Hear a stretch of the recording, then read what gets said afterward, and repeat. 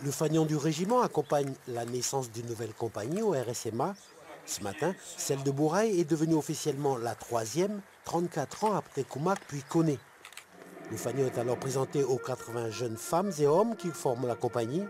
Enrôlés à Koumak et Koné, ils ont entre 19 et 25 ans et parmi eux, Caroline, 23 ans, titulaire d'un BTS. Venue chercher le permis de conduire au régiment du service militaire adapté, elle a rempilé puis s'est épanouie. Elle est aujourd'hui secrétaire du chef de corps. Je suis fière en fait de montrer l'exemple pour mes frères et sœurs qui sont encore à la tribu, tout ça. Comme ça, après, ça leur permet aussi d'avoir un exemple et de suivre cet exemple pour arriver à s'en sortir. Les parents de Caroline, arrivés de Guapin à Poya, étaient tout fiers d'assister à la naissance de la troisième compagnie. Il y a un plus pour compléter son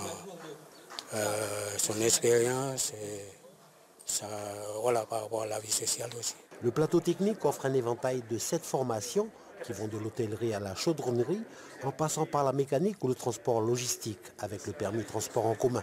La collaboration entre civils et militaires est arrivée naturellement avec l'obligation de mieux utiliser les moyens affectés à la formation professionnelle. Le SMA amène son dynamisme, sa capacité de fédérer et d'aller rechercher toute la jeunesse de la Nouvelle-Calédonie au plus profond, je dirais, du territoire, sa rigueur, sa discipline, ce respect. Et puis le GIEP va nous apporter une qualité supérieure dans le domaine de la formation, une qualité technique et des plateaux pédagogiques qui sont de très très belle facture. Pour le gouvernement de la Nouvelle-Calédonie, en charge de la formation professionnelle, la cohabitation entre civils et militaires est une première. Mais cette fois, il a fallu aller plus loin que ce qui se fait en métropole. Il espère créer ici une saine émulation. La journée, les stagiaires, ils seront ensemble pour partager leur formation.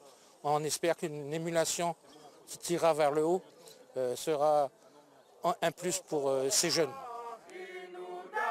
630 millions de francs seront injectés par le RSMA pour renforcer et moderniser le site sur un montant total estimé à 1,8 milliard. Une convention de 25 ans a été établie entre le RSMA, le territoire et la commune de Bourail. Bourail qui reste le second pôle de formation générale et professionnelle du territoire après Nouméa.